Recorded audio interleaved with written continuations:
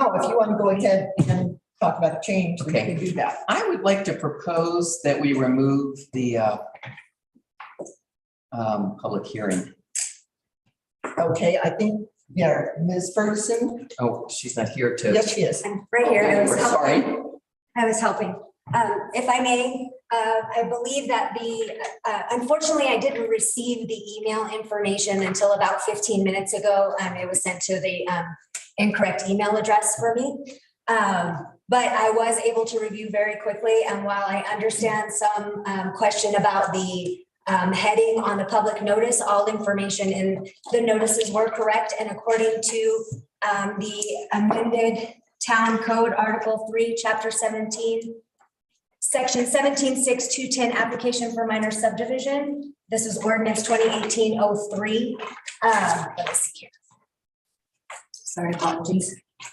I didn't expect to do this right now, so it states that all applications shall be processed by making an application to the administrator, and the application shall include the application fees, a legal description, location improvement certificate, a plat of the subdivision, and a narrative statement, a copy of the covenants if there are any, proof of legal ownership, a copy of title commitment, if necessary, and any other information or document as requested by the town administrator that is necessary, and all documents are included in the packet.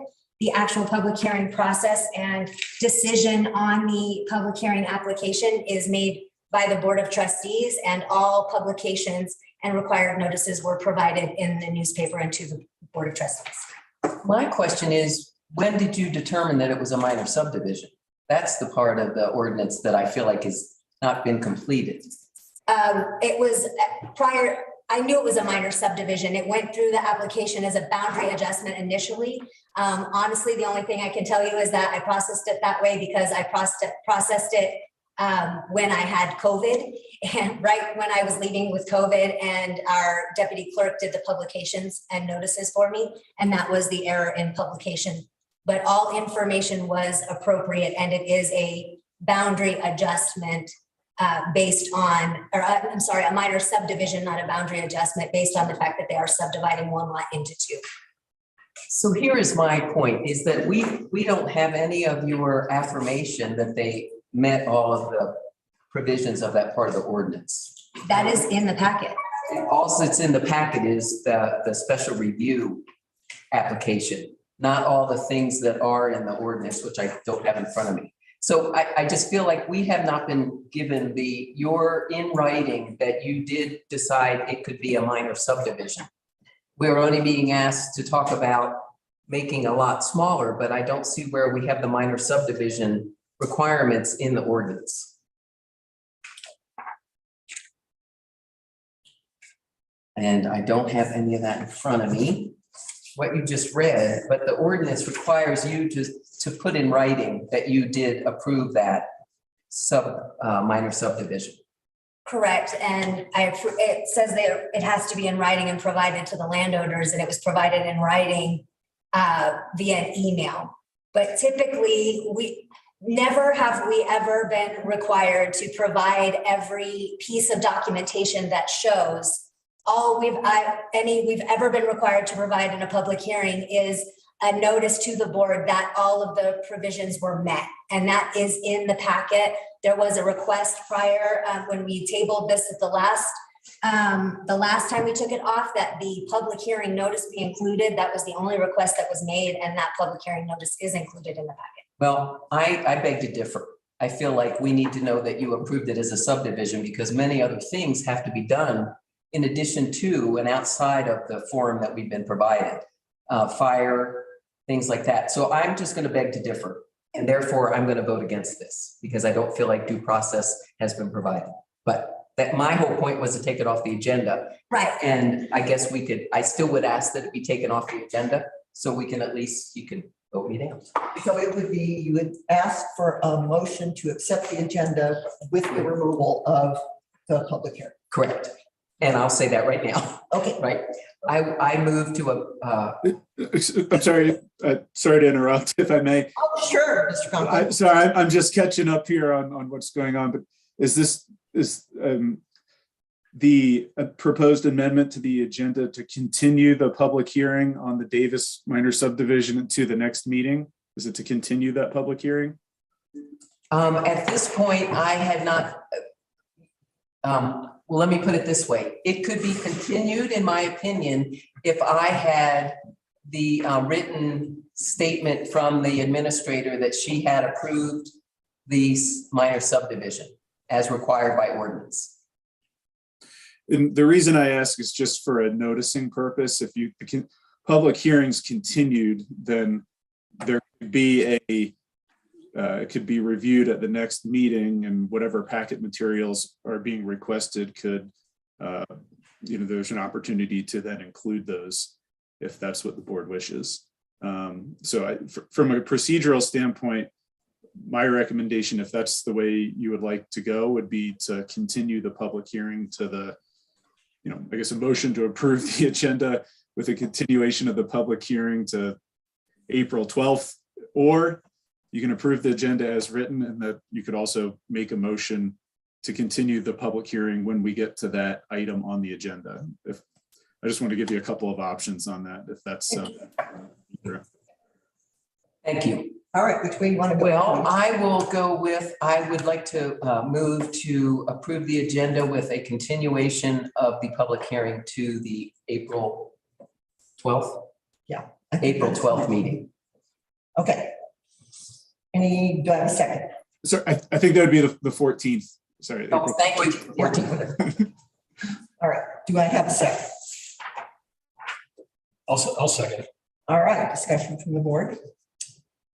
Yes, Mr. Knudsen. There's a reason we have a planning and zoning commission. They do a deep dive on this and make recommendations to us, which we have. And they have recommended approval to us. But personally, I don't feel I need to do as deep a dive as you, just with all due respect. But I feel that this is appropriate. The people have been submitting the documents required, and they are ready for the hearing, and they have gone through the planning and zoning, and we have a recommendation in front of us on the board against this motion. Okay. Anything else? Well, I would just like to add, I looked at the public hearing from the planning commission, and again, there was no documentation in the planning commission meeting to identify that the administrator had appropriately approved a minor subdivision for that property. So I feel like an error, we are missing information, and the planning commission was also missing information. So Anything else? I just want to Yes, understand. understand. Are you just asking whether this is a minor subdivision or a boundary thing? Are you asking that? no, Okay. what I'm asking is it's been advertised several different ways, but, and not always inclusive of the minor subdivision. Boundary adjustment with lot size variance request, minor subdivision with lot size variance, minor subdivision with variance application review, minor subdivision variance application review. So there's several things here. I feel like public notice needs to be consistent. And secondly, on reading the ordinance, the administrator has the obligation of asking for certain information that is not in the special review application. I feel like there's been a cross purpose here, and I don't know that that property has been approved as minor subdivision, as the administrator is to do and let us know. Therefore, I am not comfortable making a boundary change when I don't know that that is actually a minor subdivision. I am uncomfortable because I don't know that they can subdivide that property. Okay. That's what Anything it else? boils down to. Okay, anything else? Yes, Mr. Thompson. My question would be, where in the process is this information supposed to be present?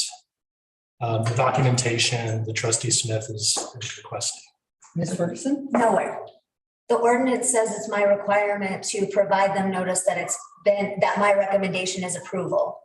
And that was done, but there's nowhere that states that all of that documentation has to be provided in a packet.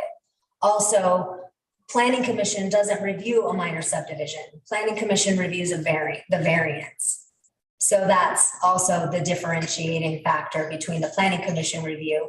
But the variance came into play, and we're really getting into what typically would be discussed during a public hearing, not necessarily a removal of an item or continuation of an item.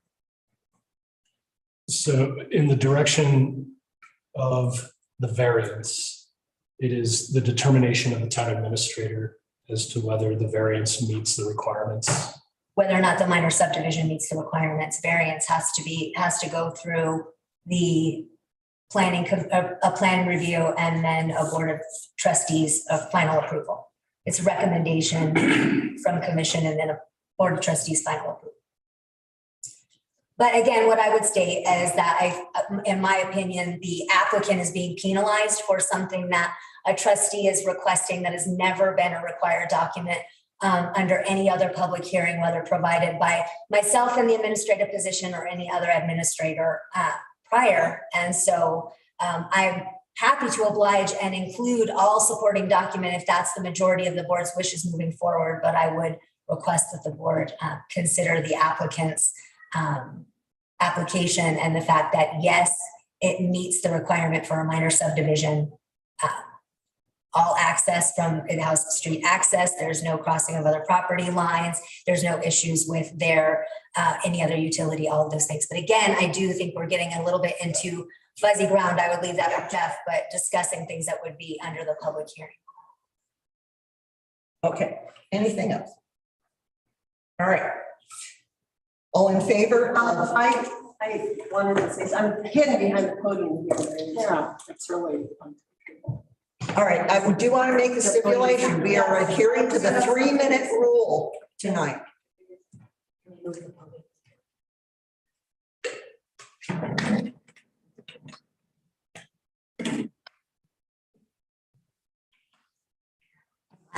I know. Our room was used, so things are a little I'll just skewed. make sure I'm talking to the speaker here. Okay. So I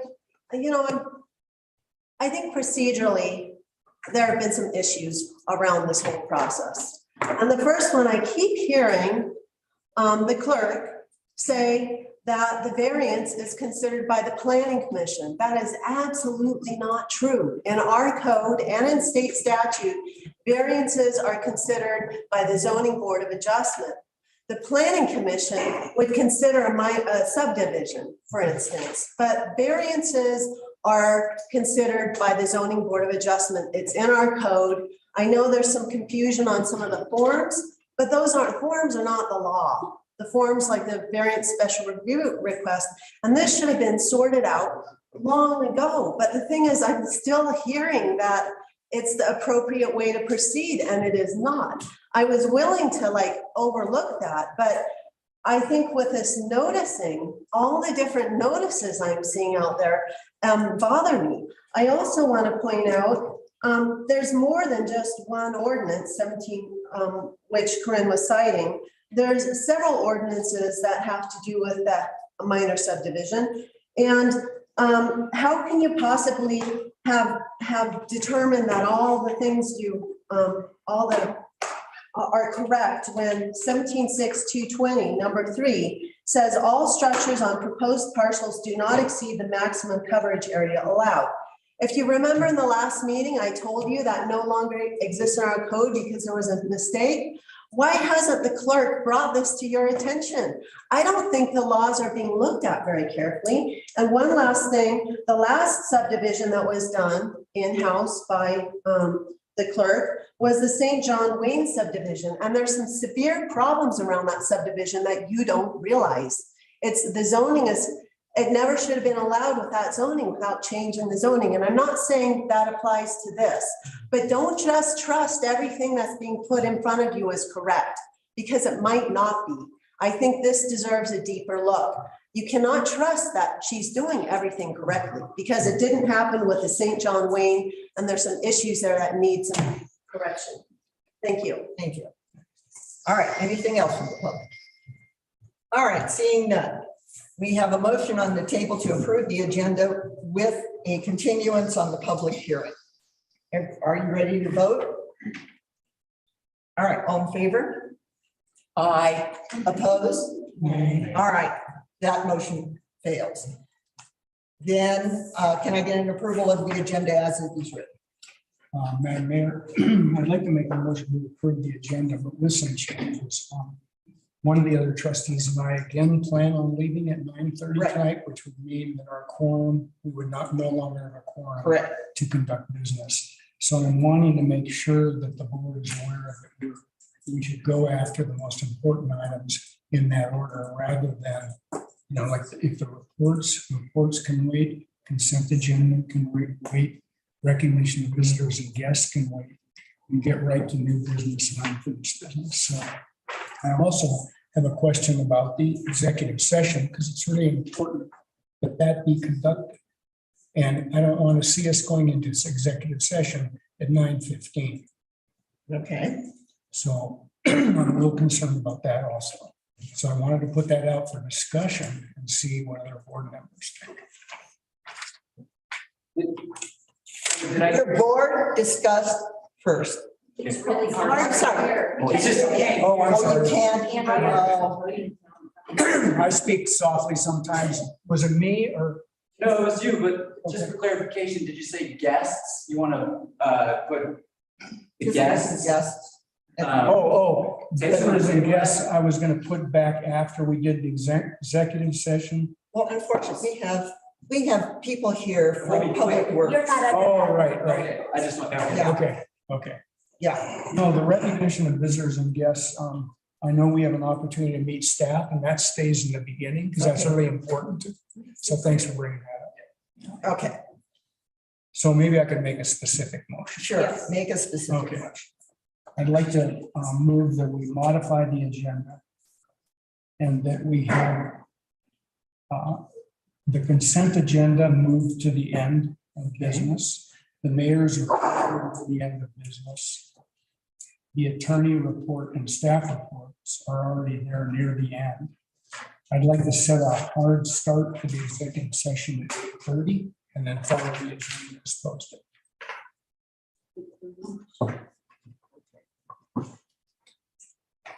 All right, so we have a motion to amend the agenda such that the consent agenda will be put at the end, the mayor's report will be put at the end, and that we will start the executive session at 8:30.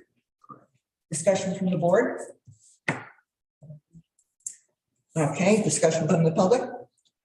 Oh, I just have one thing. I think we need to be sure that we do the appointment vacancy tonight. yes. So I don't know if you want to move that That's up. huge, yeah. And we have to do the quick win. That. Yeah. Okay, So as it gets close to 8:30, we might want to yeah, reslice. Feels good. because we might be able to come out, maybe the executive session in an entire hour. Right. And we could come out and still conduct some business after that, but let's see how it goes. Okay. Anything from the public? All right, seeing none, we have a motion on the table to approve an amended agenda to have the consent agenda put at the end, the mayor's report at the end, and the executive sessions begin at 8:30. All in favor? Aye. Oh, I'm sorry. Oh, Yeah, okay, so thank you, Jeff. I'm sorry, we have a second from Jeff. All in favor? Opposed? All right, that is, all right, now we're going to move on to announcements. I have a couple of very quick announcements. The first is we have new board meeting training set up. The first will be by our insurance carrier Sursa on May 4th. Second will be by DOLA on May 17th. And then we are looking at beginning a strategic planning process on June 25th. All right, now we have an opportunity to meet staff. Want those dates again? yes. please. May 4th, Sursa, Mhm. May 17th, DOLA, and then strategic planning approximately June 25th. Thank you. All right. Next, staff. Ms. Ferguson, would you like to introduce our staff? Yes, so what we've added under announcements and plan to continue, I'm thinking one meeting a month. I will probably bring a few staff members in throughout all the departments so that the board can familiarize and we can do some introductions. This is just an opportunity to introduce, and if the board has a few questions for them, but that was all the intent was of this evening. So I have here this evening, 3 individuals. Our Public Works Director, Corey Heineger. Right. Please stand up so everyone can see you in your glory. And next to Corey is our Public Works staff member, Jordan Redden. He's our returning staff member who primary function is water and wastewater. And also then in front of Corey is Jeremiah Garcia, who also's primary job function is our water and wastewater under Public Works. Jordan and Jeremiah work very closely with Benny Archuleta, who is our current ORC, and are in process of gathering information and working with Benny on getting licenses to operate as an ORC for our water and wastewater system. I'm extremely pleased with the direction and momentum and work that's being done by all 3 of these gentlemen, as well as the rest of the staff. Very thankful for their work and their efforts, and I'm happy to introduce you to them. This is the Board of Trustees, and in the middle you have our Mayor, Mary Bachran, and starting at the left, you have Trustee Paige Smith, Trustee Karen Budinger, Trustee Dave Knutson, and Trustee Jeff Thompson. Trustee Mick Johnson is absent tonight, and you'll see some different board members coming following April and tonight. So. Okay, thank you very much, guys. Have any questions or anything? Well, let's not. Okay, all right. We're at a Okay. crunch for time, so we're. All right, well. Thank you so much for coming, guys. Thank you. All right, and then we have project updates in the packet. Any questions from the board on the project updates? Well, it's just impressive. Okay, then let's move on. You're gonna do recognition of visitors and guests. So Lenore. Hi. Pleasure to talk to you guys. I haven't met some of you. I'm Sarah Scherer. I've lived in this town over 27 years, but I'm also on the North Fork Pool Park and Rec District Board. I'm the secretary. And I'm Lenore Cambria, and I am the district administrator. So we're here tonight because we take care of the skate park. And in the past, we've had an MOU that's in place. We do not have a current MOU with you. We have put in your packet a proposed MOU that's really necessary. We have insurance that is required to have that MOU in place in order to cover that skate park. This is just the current skate park. So we'd really like it if you could take some action on that soon. Doesn't have to be right this minute tonight, but in the week, this next week would be very helpful because the insurance people are concerned that we don't have an active MOU for that. And then the second piece is for the, let me talk about the future. So for the future, I know that we'll probably be wanting your input as well as our board's input on what we would like to do with the new skate park build as far as doing another agreement that's specific to that.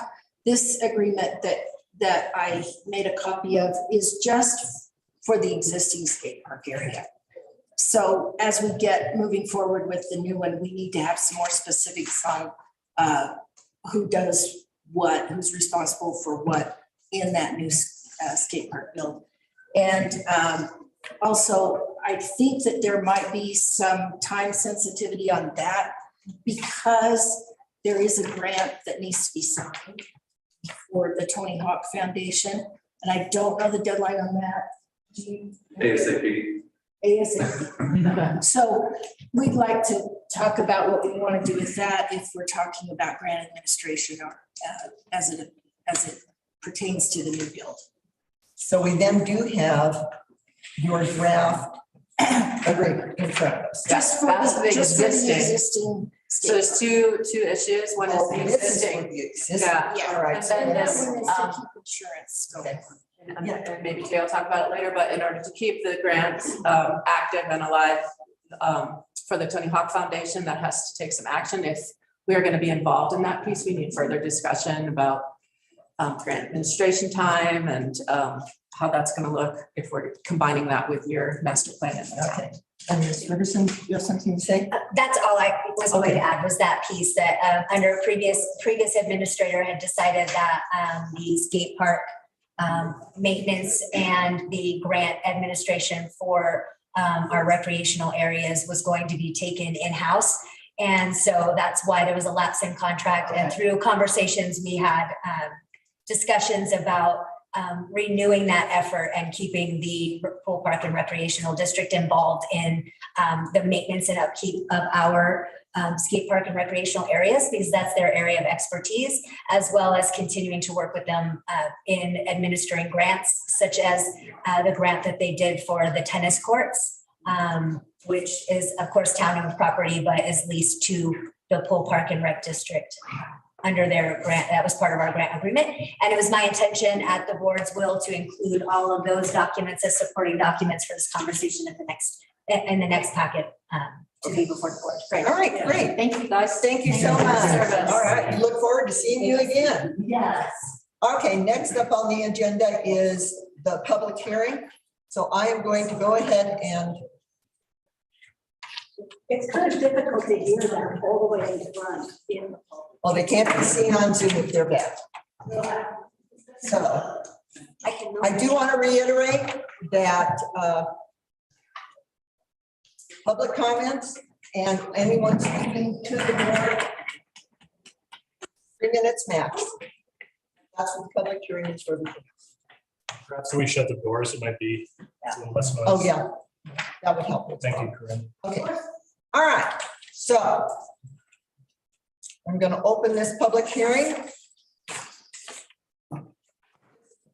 Davis Minor subdivision variance application to be determined on Niagara Avenue. All right, Ms. Ferguson, you are up next. Can't see Jack on the screen. The camera auto focuses and zooms on where there's the most motion. You must be very still. Feel free to move over and mix location if you'd like to, since he's not in attendance. No. Yeah, sorry.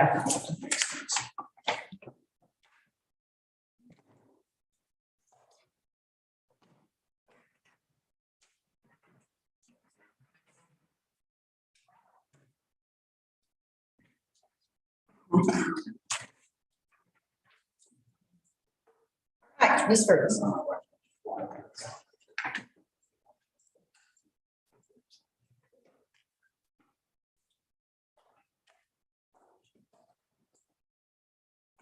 Thank you, Mayor. So first, as I stated earlier, I'll start off with what's included in the packet. What's in is the summary request for the applicants that are requesting that the board approve a variance for the lot size requirement in R2 while submitting their subdivision application to the Board of Trustees. Ordinance 2018-03 amends Municipal Code Section 176220, which now states that should the town administrator determine that provisions of 176210 have been met, she may recommend to the Board of Trustees review and approval of any subdivision boundary adjustment, lot line elimination as a minor subdivision. The Planning Commission reviewed and made a recommendation on the minor subdivision because a variance request was included within the minor subdivision application, and in accordance with 181040, where the application indicates a need for a variance, the administrator shall refer a variance application to the Planning Commission. In addition to that statement, I do want to add that I agree with previous statements that there are areas of code that are different from each other and combat each other, such as the Scrivener error when it comes to lot coverage, which is noted in an upcoming municipal code review and update. So I do want to state that there are areas where it states very clearly that if it's a permit application or a building application and there's a variance requested in a way that it would go to planning. There's areas in the Zoning Board of Adjustments where it says that it's for an appeals. If there is an appeal to a decision that was made by the administrator, that it would go to the Zoning Board of Adjustment and appeals for a decision. So there are conflicting areas in code. I will state that I agree with that statement. Of note, I believe there is also an issue with the variance section listed in Chapter 18, Article 7, because it states that a primary variance process is not well defined within the town municipal code. Historically, the town has followed appeal sections requiring review and board recommendation for approval, and the criteria for this approval is as follows. Prerequisites for granting a variance. The variance shall only be issued upon a determination that a variance is the minimum necessary, considering flood hazard to afford relief. Variance should only be issued upon showing a good and sufficient cause, a determination that the failure to grant a variance could result in exceptional hardship to the applicant, and a determination that the granting of a variance will not result in increased flood height, additional threats to public safety, extraordinary public expense, create a nuisance, cause fraud or the victimization of the public, or conflict with existing local law, resolution, or ordinance. The variance is for the reduction of a lot size from the minimum required 6,000 square feet to 5,375 square feet. Included in the packet are the original application, improvement location certificate, the copy of section of applicable zoning map. The red area is C1, orange area is C2, yellow area is R1, brown area is R2, notice of the public hearing, and the planning commission minutes, approved planning commission minutes. Posting was made at the location by the landowner on 2 separate occasions. All requirements have been met, and a water standby tap exists and is available for the new proposed lot. Thus, staff recommendation is trustee approval. Okay, thank you very much. Next up is the applicant presentation. Would you guys like to say anything?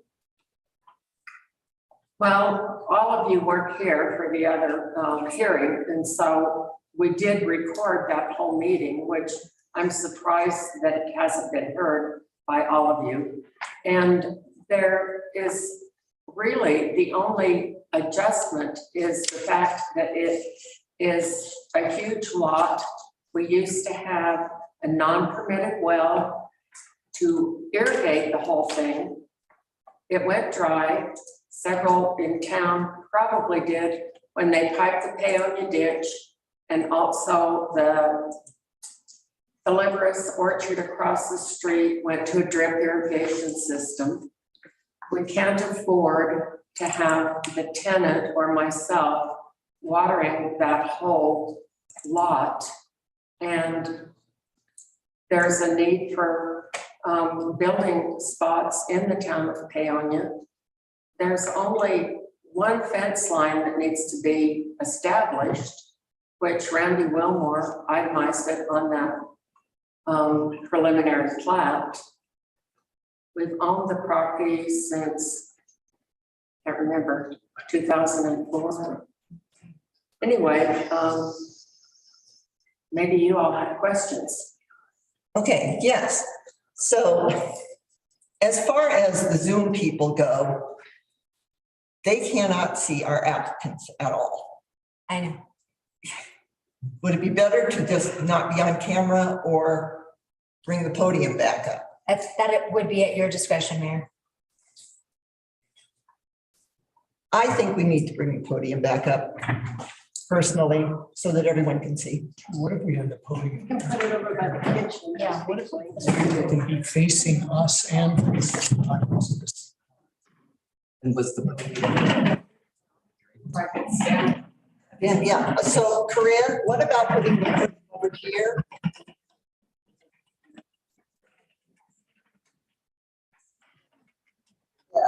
Yes. I think that would be good. Oh, still.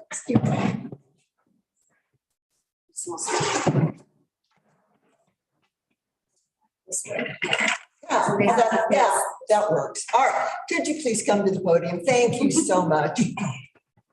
All right. Questions for Ms. Davis from the board? So I have 2 Yes. questions, please. Mr. Johnson. And I wasn't here at the original meeting, so please bear with me on my questions. Okay. So there are 2 taps. There's a tap for the new lot, and then there's also a tap for the existing lot. Is that correct? The house, yes. Okay.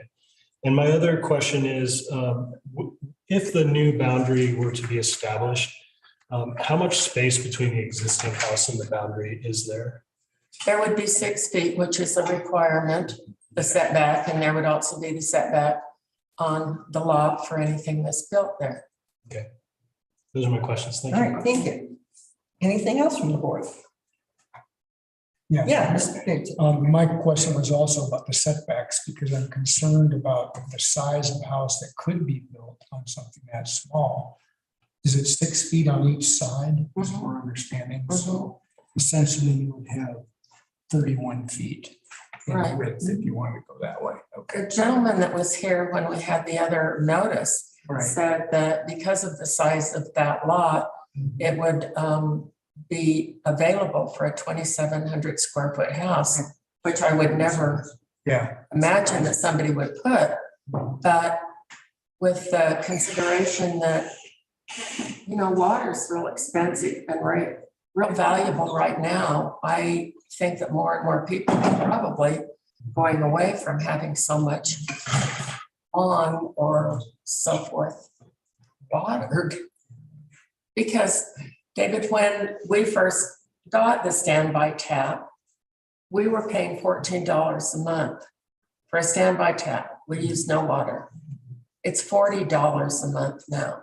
That was one consideration. Sure. And it's basically a 5.5 lot space. But it belonged to Jim Pavlisic's mother, and that whole space that we're proposing to divide off was a garden. And nobody's gardened it since then. And that's been years and years ago. So we can think of what else to do with it. I mean, I guess I got 3 loads of gravel the other day with $650. So I don't know what to do with it. All right, anything else from the board? No? Okay. All right. Next is public comment. The rules for public comment are as follows: 3 minutes for each speaker. The speaker shall come forward to the podium, identify themselves by name and street. Repetitious comments will not be acceptable. If a previous speaker has already made your point, you may simply come forward and state that you concur. No public demonstrations of any kind, applause or otherwise, will be permitted or tolerated. Any questions from the public? Yes, Ms. Watson. I might not be, this might not be the right time for my question, but because it's more procedural. And this is not the time for the question. Okay, so- because it's Okay. for the applicants. Okay, so I'll ask one question, and it doesn't maybe have to do so much, it's just, I'm curious. So it's kind of hard to tell where the front lot boundary is of the proposed parcel. I know there's a walnut tree there, and I was wondering, is that the town right of way that walnut tree is in, or is that in the property itself? I don't know if you've had survey pins put there, and there's a big mature walnut tree in the front yard. Well, it's not the front yard, it seems to be past the neighbor's fence, but I was just wondering where the boundary was there, and is that a town-owned tree? It's an English walnut, or is it on the property itself? We've always established it as belonging to our property, but none of the properties on Niagara Street have a sidewalk. So we've presumed that that was on, and we didn't want to pay for a survey until it was established that we could divide the lot off. Yeah, and then, so once it's divided, once the subdivision goes through, then there has to be a survey, I'm assuming, that has to be filed. Is that how that goes?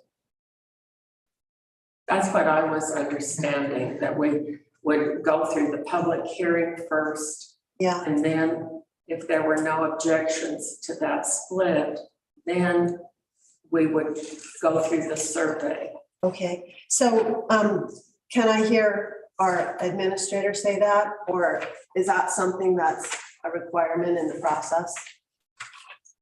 Ms. Ferguson? Survey is not required in the process. Of a subdivision, you don't have to get a survey when you do a subdivision.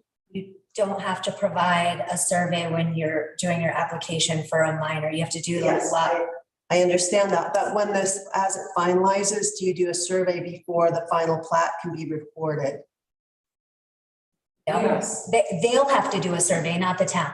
Yes, but that's what I'm asking. Does a survey have to? Yes, be- they have to do a survey. It has to be recorded, and Yes, record of the recording has to be provided to the town. okay, thank you. Thank you. All right, anything else from the public? All right, seeing none, I am going to go ahead and close this hearing. We are now at the deliberation by the Board of Trustees. This discussion is strictly among the trustees.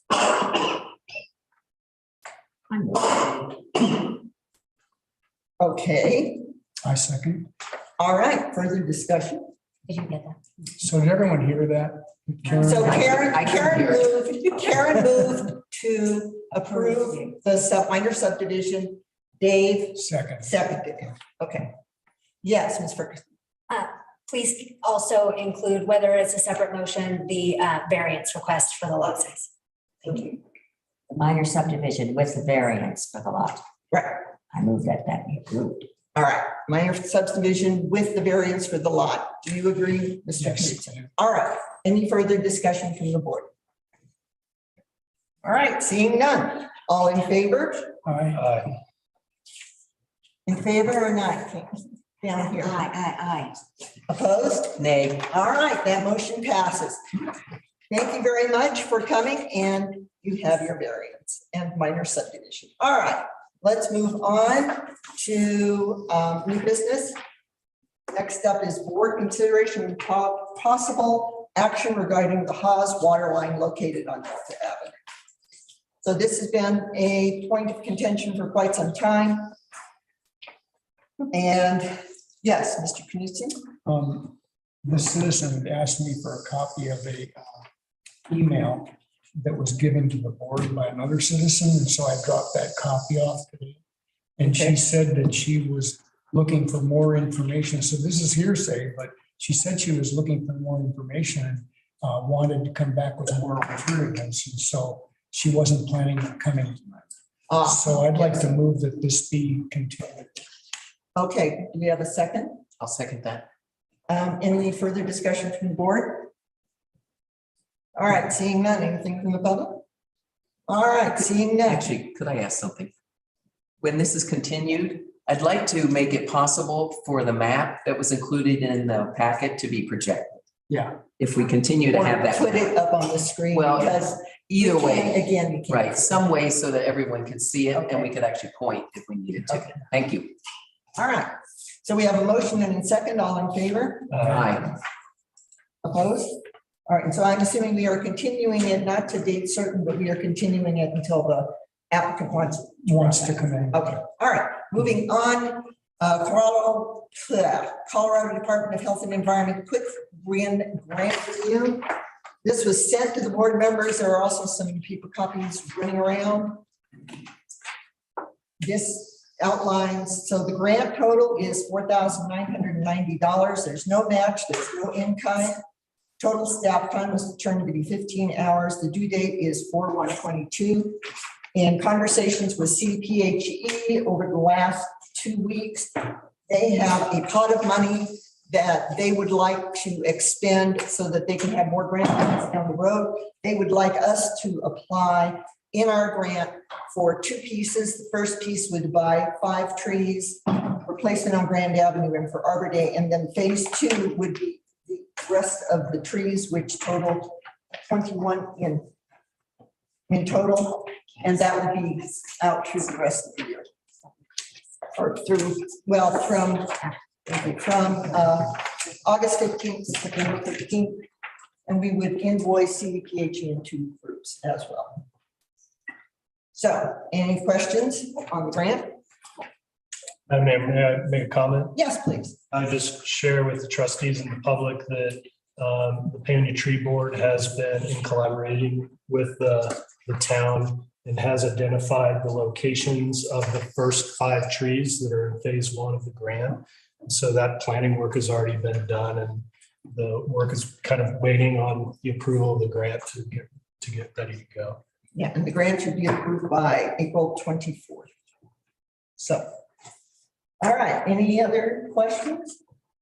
Yes. Mr. Madam Mayor, it came up in the last meeting, there was some concrete cutting going to be needed to be done on Grand in order to plant the trees. I don't know if that's still the case. You know, yeah, there's going to be 1 cut in front of Town Hall. Yes. We're going to plant the Arbor Day tree there. Okay. So the rest of it, there are holes already in the sidewalk. They have to widen it a little bit, but that's where the other trees are going, into places where we don't have to. I think the concern I expressed last time was that public works people have to do things other than, Right. you know, their core tasks. Okay. And the budget doesn't necessarily show the costs of that, even though it's not required. Right. So we're in essence approving some additional costs on the town. Yeah, and I can't remember. I had the figure and forgot. For the, staff always participates in the Arbor Day tree, so if you take that tree out of the equation, it's approximately $200 worth of staff time to plant the other 4 trees. All right. Smart. Okay. Can we get a motion to approve of applying for this grant? I'll make a motion that we approve to apply the application of this grant. Do I have a second? Second. Further discussion from the board? All right, seeing none, anything from the public? Taking, yes, Ms. Watson?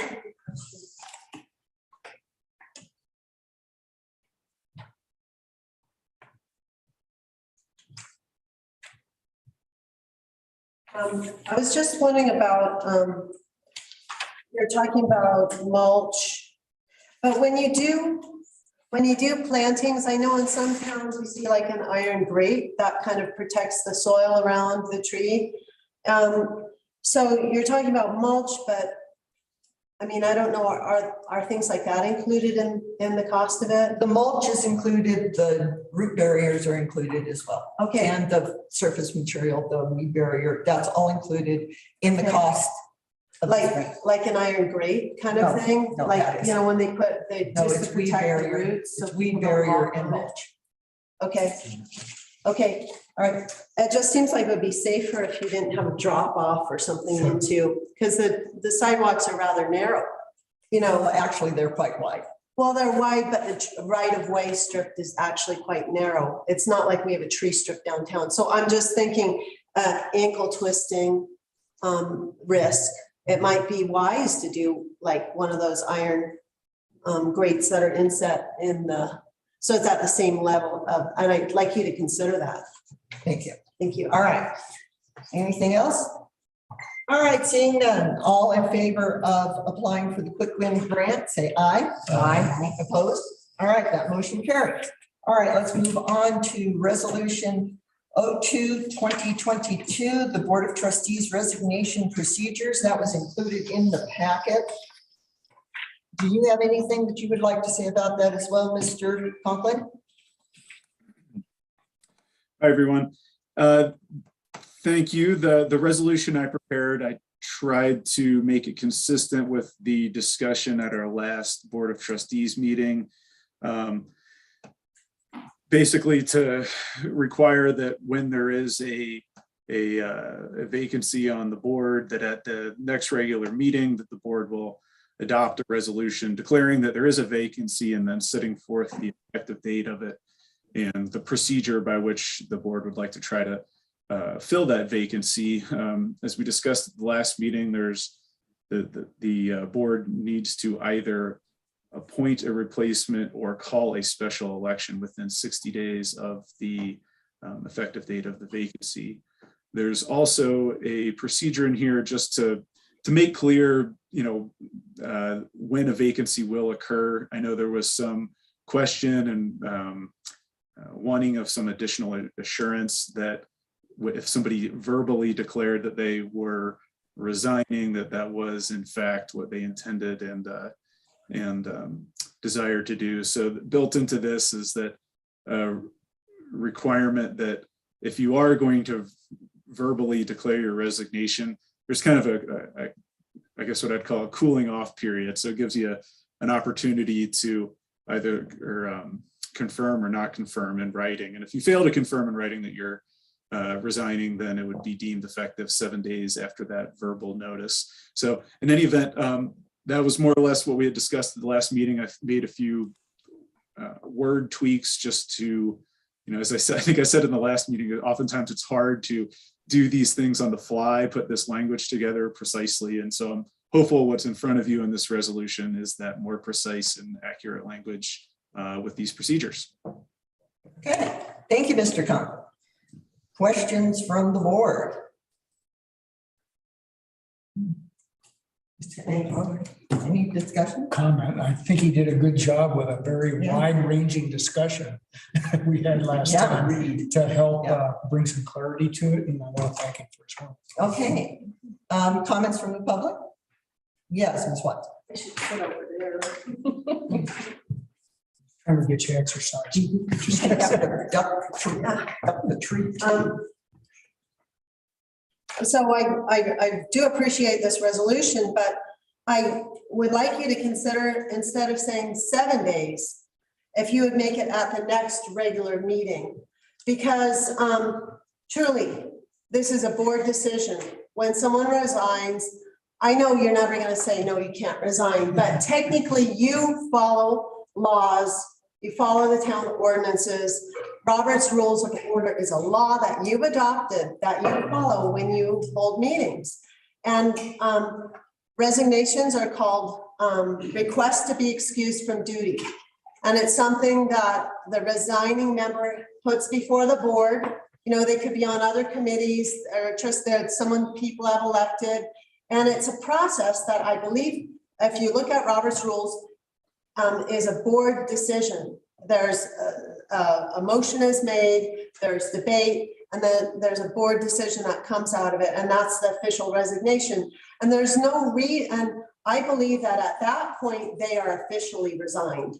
I mean, you can't make a decision as one board member. I'm sorry, that's not how it works here, because people get in trouble for that. But so if it's a board decision, you don't want to rush that process either, because you have to start advertising. And the more you curtail the possibility of letting the community know we have a vacancy, we have an opening, I think it kind of puts,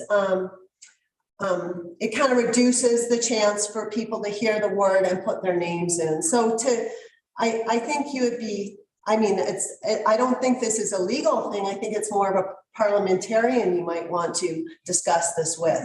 And really consider doing at the next regular meeting, the decision is adopted.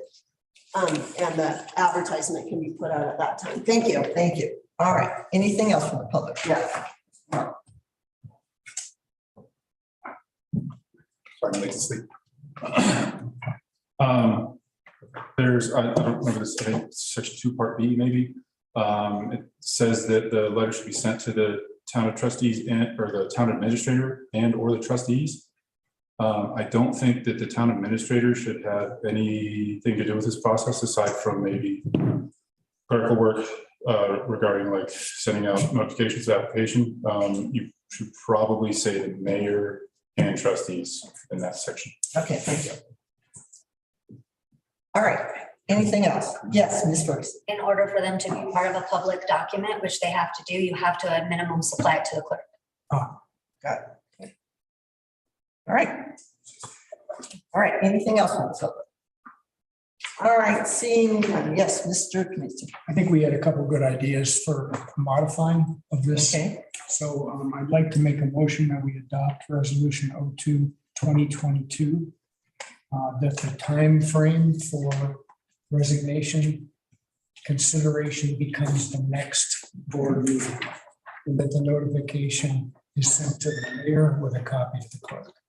Okay, And so those are the all right, got it. mayor, copy to the clerk. And trustees, you're not superseding the trustees, No, right? Okay.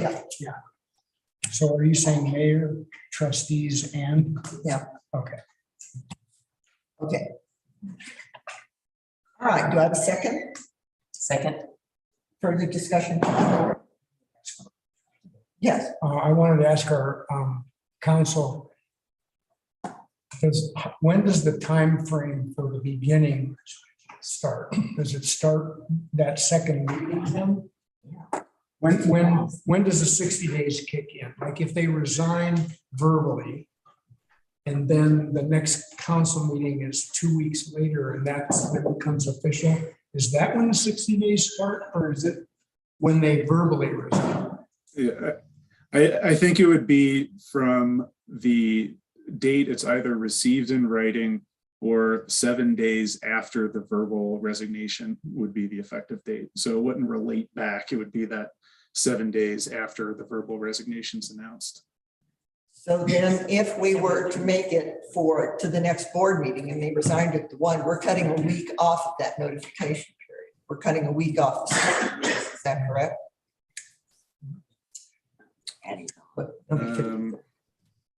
So just so I understand the amendment, it would be a verbal resignation shall not be effective until confirmed in writing or the next trustee meeting after such verbal resignation? Was that the amendment? No, I think what it is that it is to when the resignation is received and it's accepted by the board at the next meeting. That's fine. I think you can make that. Yeah, yeah. So it'd be effective at the resignation shall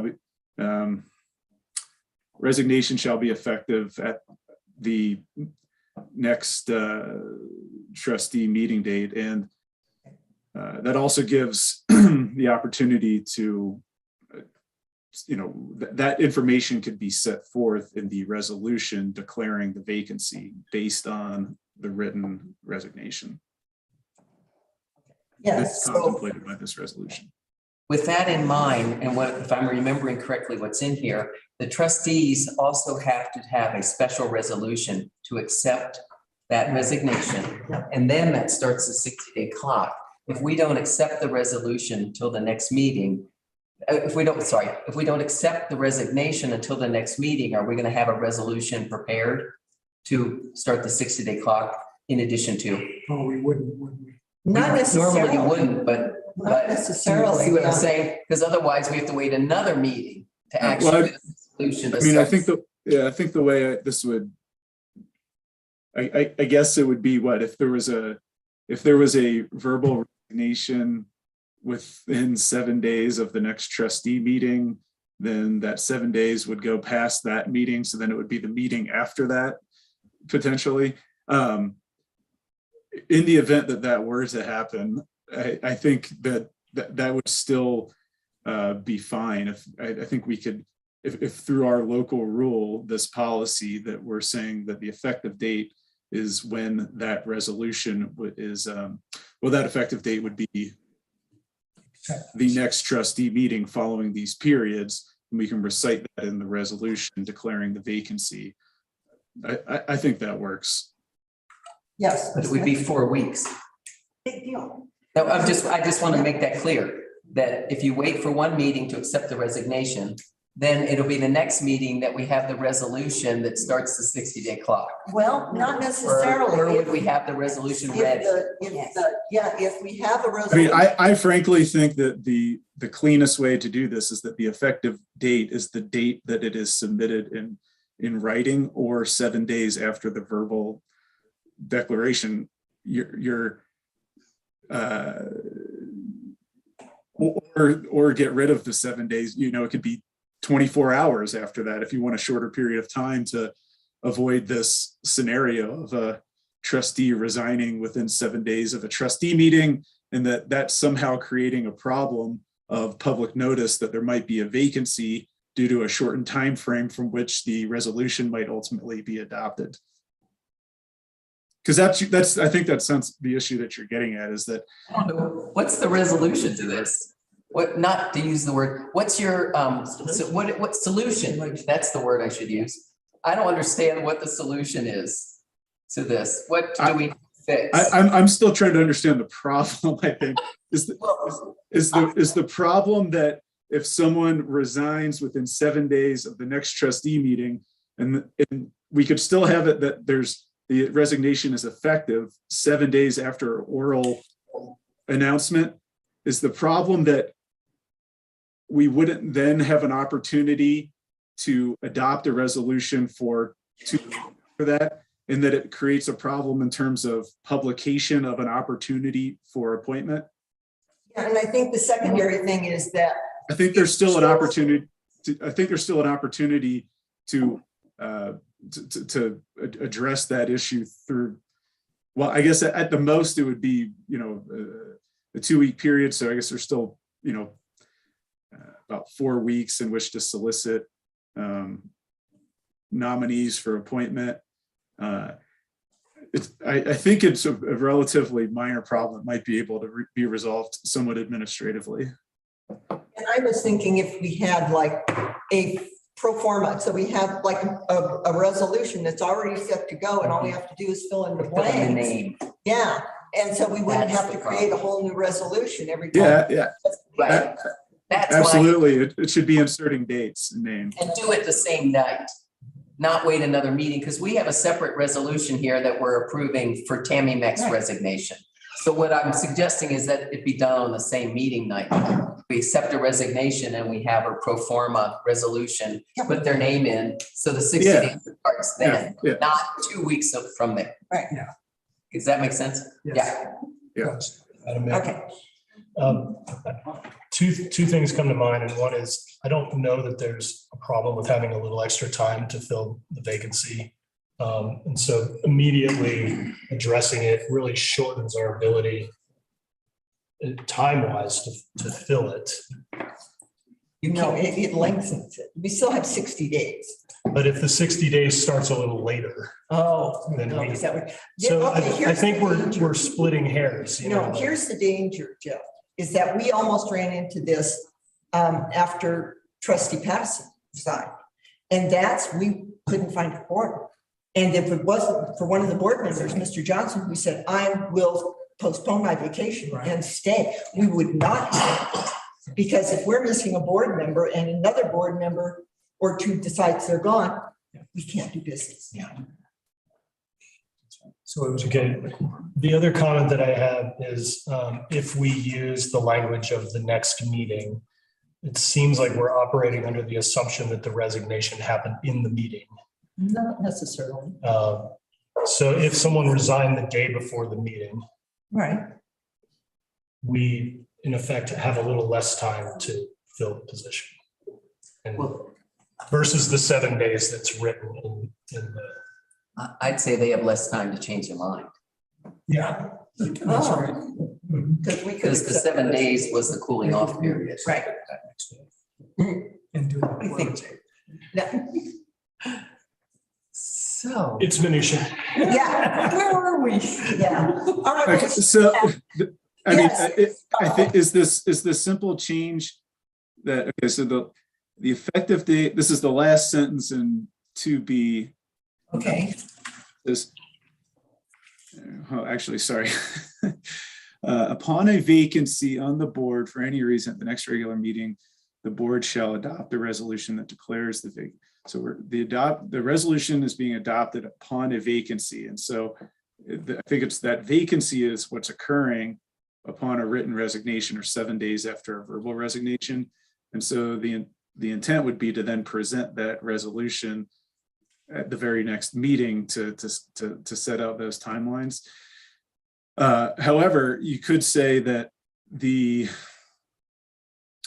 effective date of any vacancy would be the date at which this resolution is adopted, which would be the next. Yeah, there you go. yep, That's That does it. okay.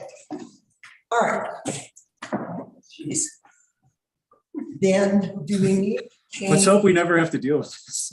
Yeah, do we need to change the motion then?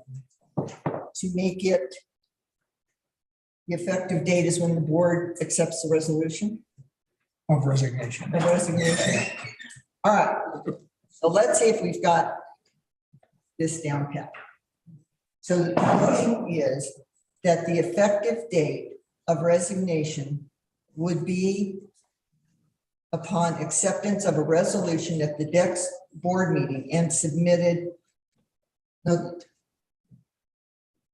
Okay, we have two pieces here. So we have the acceptance and then the actual resignation letter.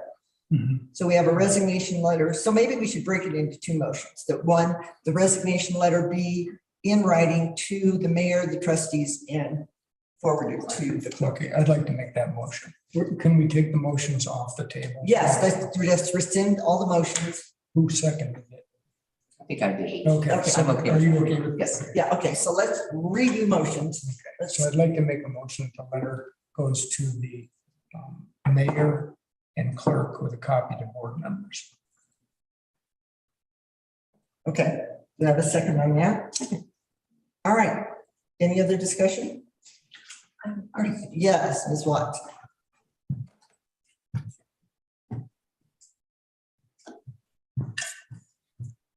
So I just wanted to ask what constitutes a letter? Because I know Tammy Meck wrote an email letter the night she resigned, and it was very impulsive.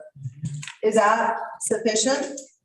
It was really in the heat of the moment. Okay, but the cooling off period solves that. Yeah. Okay, and then I just want to, Yes, Mr. Conklin. Oh, I think the policy says in writing, in an email writing. And so in my view, if I was asked to say, when would Tammy's effective, it would have been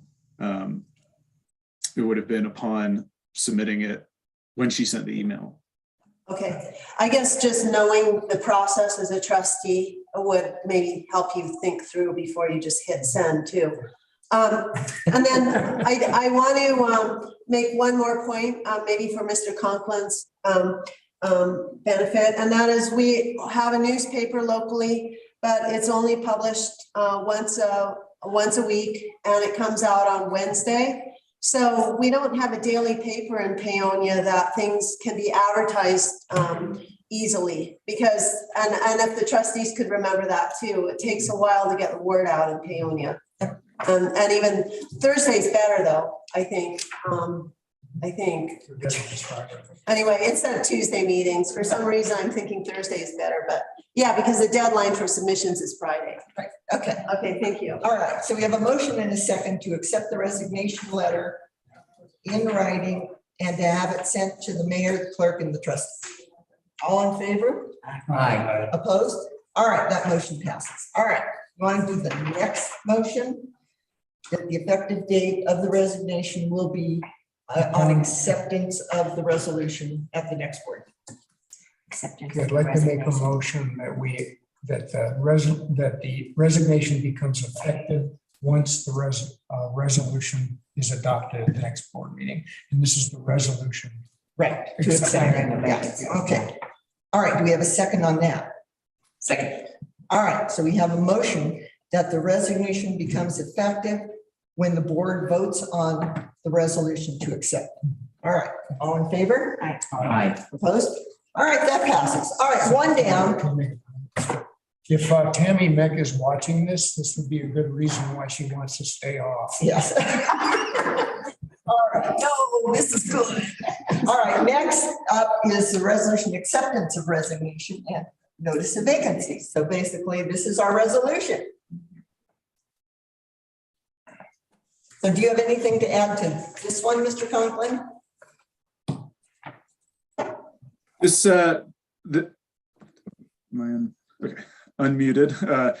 This resolution is not specifically in, well, I guess this would be pretty similar to what a resolution contemplated by the prior policy or the policy that was just passed could look like, but this is just to recognize that that Trustee Meck resigned effective on the date that she submitted that email resignation, February 22nd. And the board discussed last meeting wanting to fill that vacancy by appointment. And so it's announcing it here, and that they'll do so within 60 days of the effective date. Okay. Any discussion from the board? Yes, Mr. Thompson?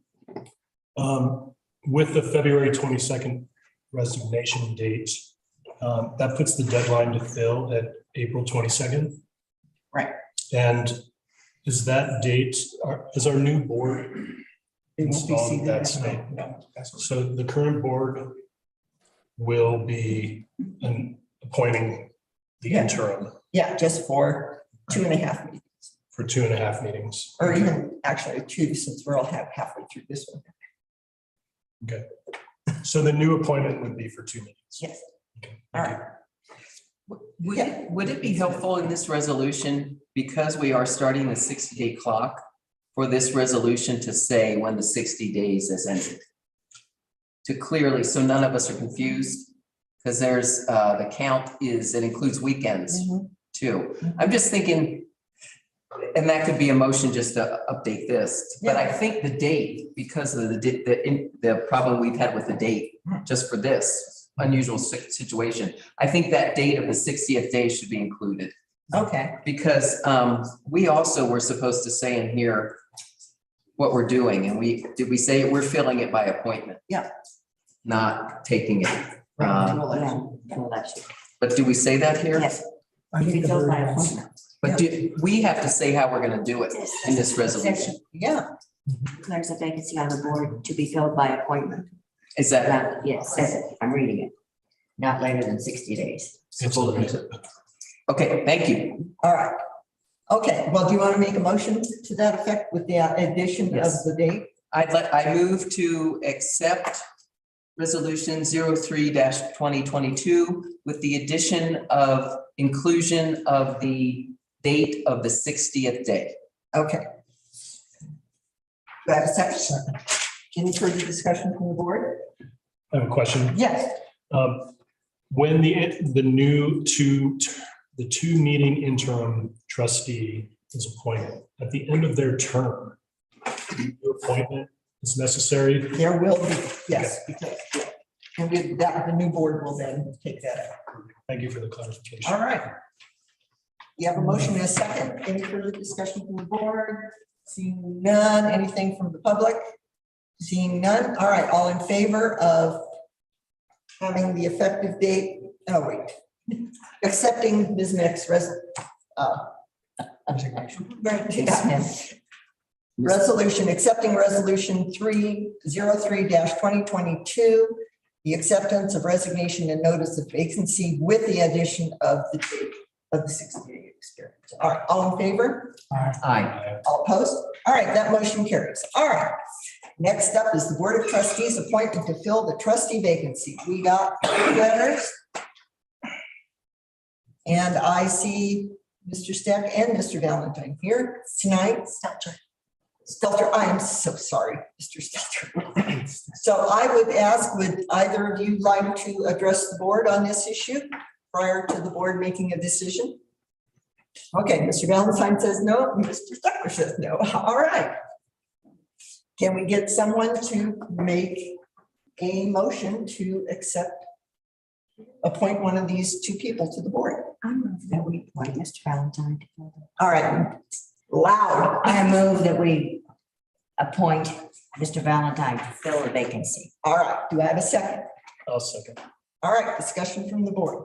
Yes. Well, typically what we've done is we interviewed the people to some degree. And I wonder why we're throwing that out the window. Because neither of them wishes. Well, an interview is different than a presentation.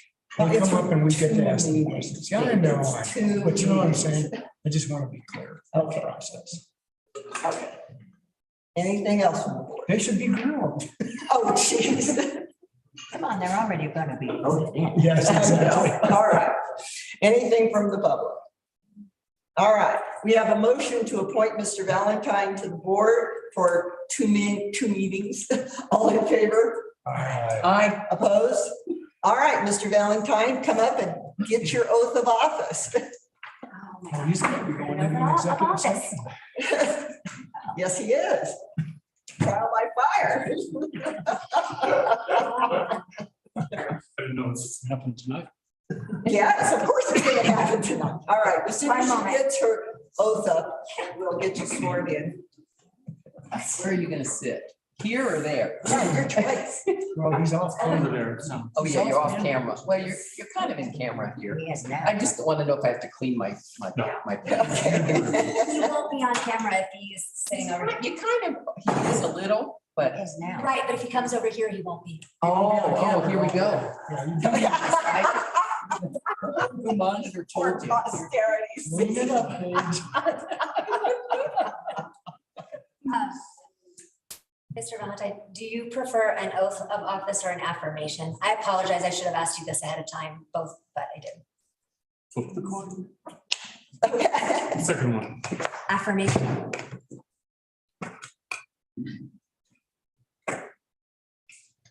You'll raise your right hand. I state your name. I, John Valentine, Affirm that I will faithfully support the Constitution of the United States. Affirm that I. affirm that I will faithfully Support the support the Constitution of the United States, Constitution and laws of the state of Colorado. Constitution of the State of Colorado and the laws of the town of Paonia, and the laws of the town of Paonia, and I will faithfully perform the duties and I will faithfully perform the duties of the office of a member of the Board of Trustees of the office of a member of the Board of Trustees of the town of Paonia, of the town of Paonia, to which I have been appointed. to which I have been appointed. All right, congratulations. Welcome. Yes. All right, next up on the agenda is disbursements. Can I get a motion on disbursements? Oh, wait. You want to share?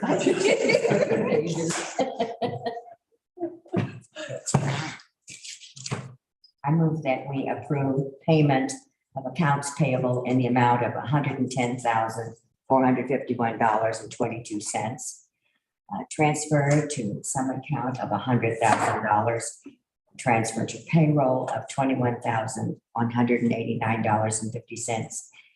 And payment of payroll from the same amount, $21,189.50. And payment of payroll taxes, $7,905.93. All right, do I have a second? Second. Board discussion? Yes. I wanted to point out something that's a little unusual about this list of disbursements. There was an error that happened when checks were being processed. And at the very bottom, we typically don't see this, but at the very bottom, there were a number of disbursements that were added. So the original total was $83,480.47. And we had invoices from Daniel Bailey, Cassell, New Hamlin, Weber Ellis, and Western Slope Consulting. And that brought the total to $110,451.22. Thank you. All right, questions from the board? No? No? Question from the public? All right, we have a motion and a second to accept the disbursements. All in favor? Aye. Opposed? All right. That motion passes. All right, we're on to unfinished business, resolution 04-2022, Board of Trustees Facility Inspection Policy. Where'd Mr. Conklin go? There he is. There he is. Bing. All right, you are up again, Mr. Conklin. May I take the podium here? Not yet. This is not open for public session. Please sit down, Mr. Britton. Okay, so this is a resolution to adopt the policy regarding access to town facilities. As you recall, the board adopted an ordinance amending the code that provided that access to public facility or inspection of town facilities. I guess let me just read it from the code to make sure I get it right. But to the extent allowed by law, board shall not be denied access to view all facilities of the town in accordance with any applicable town procedure and upon coordination through the town administrator or administrator's designee. Inspection of town facilities shall not be unduly delayed. So that ordinance contemplated that there could be some policy and procedure for setting up one of those inspections. This is a draft policy based on Trustee Smith's, I guess Trustee Smith prepared a draft of this policy. I provided some red line changes to it, to that draft, and then the form of this resolution kind of takes those concepts and just basically reorganized them and cleaned up some of the language.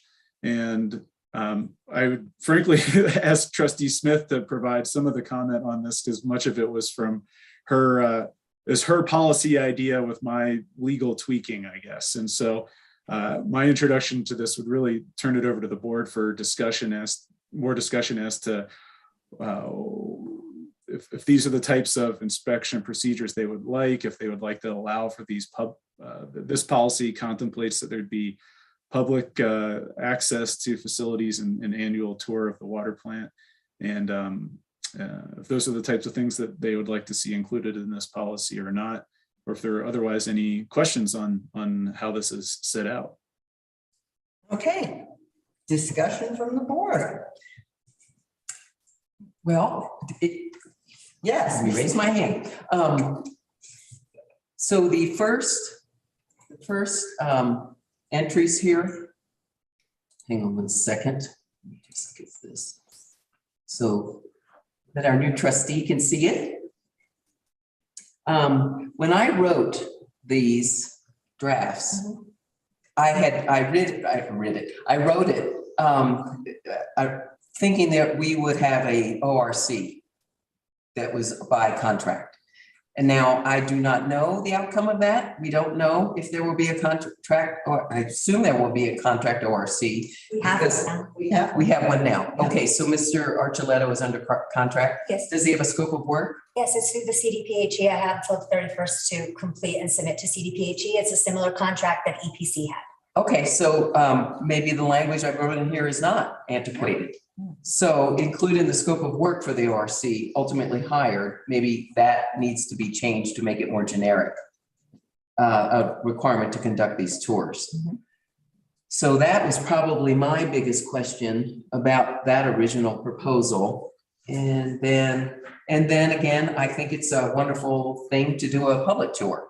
And the reason I added dates to this, both of these proposals, was because then it's easier for it not to get slipped through the cracks and just get caught up in summer. So if we know that the trustees will be doing the 2 million and the 1 million and the wastewater in June, and the public would be open in August or September, that it's a done deal. So that was my thought with that. Mr. Conklin had said, make sure the timing works. And of course, the timing within that month. But I just think it's better to have a month picked out to do it. And beyond that, after April 5th, that's still standing here. I have a, let's see. I'm sorry, let me look at the written one. Okay, public shall be afforded an opportunity to tour the plants once a year. I'm trying to make sure Romanet 2 is different. Anyway, I think I'm all right on all of that. And then near future, I had, maybe that's not here any longer. But I wanted to be sure. I think all trustees and the mayor shall be provided an orientation that includes a tour. I don't like the opportunity for, because I think it should be required. If you're a trustee, you go see these facilities that we are ultimately responsible for. So I don't know if Mr. Conklin, if you're at the opportunity for state or not. That's it, Trustee Smith, that's in section B1. Okay. Again, Shall, same yeah. language as you drafted, alternate in the future. Right. Okay, I just kind of restructured things so it kind of made sense in light of the heading sections. okay. And I had said April 5th, 2022 upon taking office. So I'm taking off. I wrote this way too prescriptively for this year, but this is to go into perpetuity, hopefully. Okay. So I thought that would work well. And the Romanet 2, B2, from my perspective, I don't like the fact that to allow an equal opportunity for all trustees to participate. I would rather have it not turn into a more than 2 trustees become a public meeting. In my mind, it needs to be, if someone wants to see it, a trustee asks the administrator through the policy, and the administrator says yes or no. I don't think everybody should be invited, because then it turns into something that it has to be public notice. And that was not the intent of this. The intent was, if somebody has a issue and they have a question they want answered, they should have the ability to get up there. And this is a little bit of an aside, but as we go through this, we may want to look at reinstating a public utilities committee. Oh, your public works committee. Yeah, well, no, public utilities, I'm thinking, just for water. I'm just throwing that out in this for a water committee, not to take on everything. But that's an aside. And if that were the case, those 2 people could then ask to go to these facilities as needed, or the wastewater treatment if it was. So other than that, I am not going to split hairs on the rest of it. Thank you. All right, anything else from the trustees? Madam Mayor, if I may, just to follow up on Trustee Smith's comments, if it's up to the board's discretion how they would like to, the procedures they would like to have. So if it is the case that the board would like to have it so that individual trustees can make a request to the town administrator, she says, yep, let me see when I can get you in there, makes the call, okay, here's when we can do it. That's fine. But my revisions were really driven at trying to kind of reduce, try to coordinate this so it's kind of easier administratively that whoever the person is that would need to be there to allow for that visit, that there was just some efficiency in that process. But I just wanted to make sure it was clear that that's really a board decision. So if you'd like to have it set up the way Trustee Smith just suggested, that's certainly possible as well. Just as a policy consideration, that administrative burden piece was just something to consider. Okay. Comment from the board. Yes, Mr. Thompson. Thank you, Madam Mayor. Just a few comments. One is, I think that the dates of visitation, there's something to be said for the rhythm of operations of the facilities. And I just want to ensure that if we do set specific dates, that works with the way that the facilities are being managed. So not at like a peak season time of the year or something like that. I do agree with Trustee Smith that having some dates in here will help get it in place. The other comment on the dates is really, Trustee Smith, did you think about like the election dates and when new trustees were coming on? Was that what drove the dates, or was there something else involved, or both? When I did the date here for the new tour was just that trustees will be on board and it's fresh, is why I said June 2022. But again, maybe this needs to be written more generically. I'm just thinking that, a tour like this would be really beneficial for a new trustee upon becoming elected. And so if we do designate dates, having that be somewhat in line with the onboarding of new trustees will probably be helpful. And I'm confusing myself right now because there are 5 provisions here. Help me, Jeff. I am getting confused over which one is which. So what I tried to do was to kind of consolidate the near term and the long term, kind of the way you had set it out, just by saying that these tours could occur. Well, I guess there's tour of the water and sewer plants is under subsection A. And it would allow for, kind of provides that the scope of work for any ORC will include that there be the opportunities for these tours and reviews of the facility, and that they be open to tours of the board and trustees upon coordination with the town administrator. And then once a year, we have this public tour of the facilities. And then for this year, upon contracting with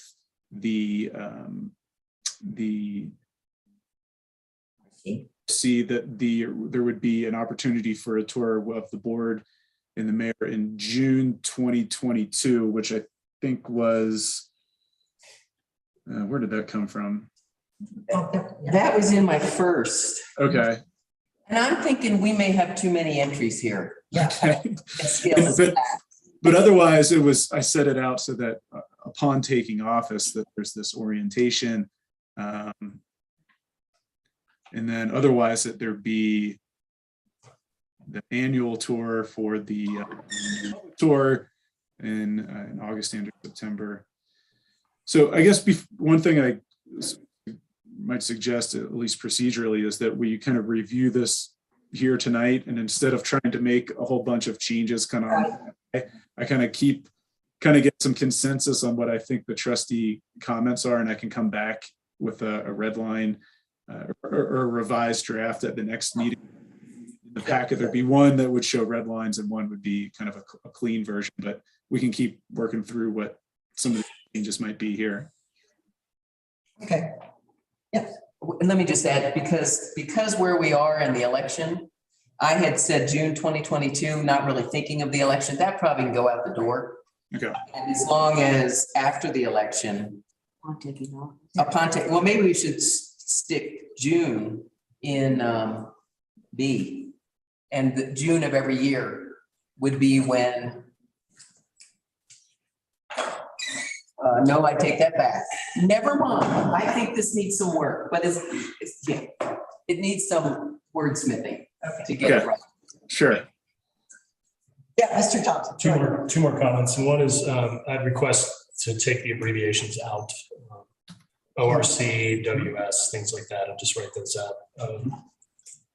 And the other thing, I believe there's an assumption that as trustees, we're covered by the town's insurance as employees for these visits. As long as we are operating within the scope of our. Yeah. And so I want to just make that comment because we've talked about liability waivers for tours before. And one thing that comes up is the paperwork for me to be a trustee, like and employee of the town, it was pretty late getting to me. And so I think contingent upon being covered by the liability insurance, there should be a really hard deadline on that paperwork, the financial paperwork being filled out immediately upon being appointed, so that these kinds of issues don't become a problem as far as liability of tours or not being an employee of the town. So a separate but related issue. But I think, and correct me if I'm wrong on this, is once you take the oath of office, you become a trustee. You are official, and therefore you are covered by government immunity as long as you are operating within the scope of your duties. Okay. Whether that paperwork to have the automatic deposit be put in your bank account, that's irrelevant Okay. to it. As long as those things aren't related, I'm They are comfortable not with it, but related. I just want to make sure that as we've discussed the liability issue in relation to tours before, that is covered in this policy. Right. Okay. Thank you. Anything else? No, okay, all right. Mr. Brew, you have 3 minutes. Gee, thanks. You're welcome. So, I appreciate all the hard work that's gone into this, but this is not for the convenience of the staff. Okay, number one.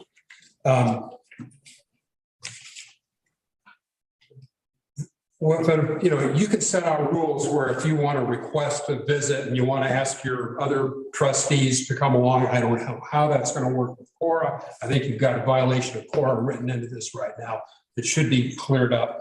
That's fine, but that's not the point of this. The point of this is this town has got a history of deceit.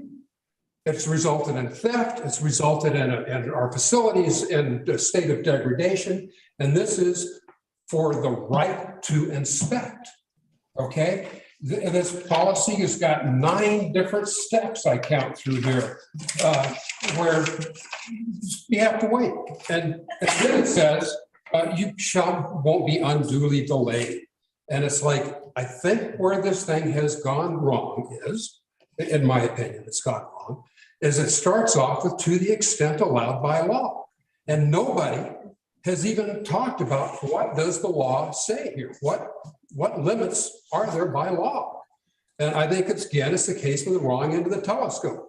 I appreciate that there's an energy to defer this for another go round, but I think there should be a very clear statement of what the law prescribes. If there's limitations to the law, by all means, let's know what they are. And then when we come up with, or when you come up with these clauses, these 9 different steps that somebody has to go through before they can maybe get in there, if it's convenient for people to show them, you can say on each one of those steps, as prescribed by law. And then you've got a policy that fits with the ordinance, and presto, I would probably be pretty happy with it. But I think this is This isn't enough. This isn't for the staff to be happy with it. It's like the administrator's got the keys. If somebody's got to go see, let's go. I don't understand the problem. And one other thing, your stuff like stating reasons. You don't have to state a reason. This is your right. I urge you to accept the mantle that you're in charge. So thank you. Thank you. All right, anything else from the public? Yes, Ms. Kendall.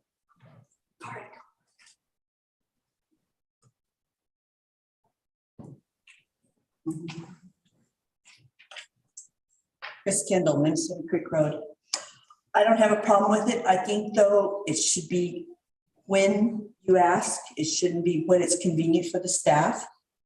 And I think it should be quarterly, because if somebody would have been checking on this stuff quarterly, we wouldn't be in the mess we're in right now. Just like Bill says, we have a lot of issues. Something else, you did not, it upsets me that you did not stand up for Paige and Tammy, because when Brianna was chewing them out about going and seeing stuff, when you just said, as soon as they took on that mantle of being trustees, they were covered by policy. And that's, you know, all facilities are town owned, their property. You guys have got the heads over it. And you guys should be able to go anytime. It shouldn't be set up so that the employee has time to cover his tracks or her track or whatever. You guys should be able to say, I'd like on Friday, on Monday morning, say, tomorrow morning, we're having a visit. Or today at 3. Because that's when you're going to see things that you need to see. Thank you. Thank you. Thanks, Chris. All right, Mr. Marco.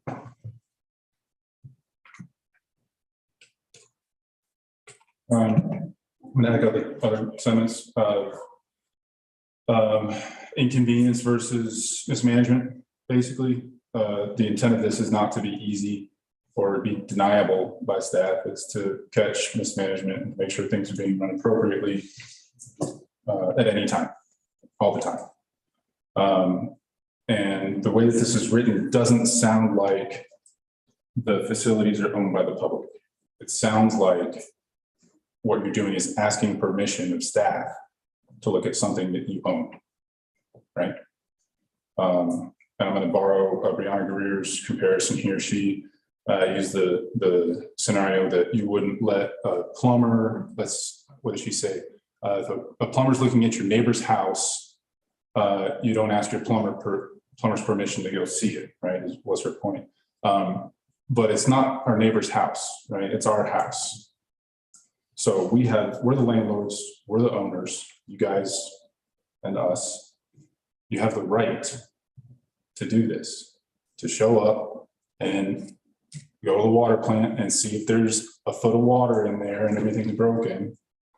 If anybody had done this, just save us a lot of money. A landlord doesn't ask his tenants permission to go inspect the place. He says when he's going to show up. He says, I'm going to be there in 24 hours. I have the keys. See you then. I think that's a much more appropriate way to operate. And regarding SRSA, in my cursory reading, I've seen several documents that indicate staff, trustees, and volunteers are covered by a SRSA insurance policy.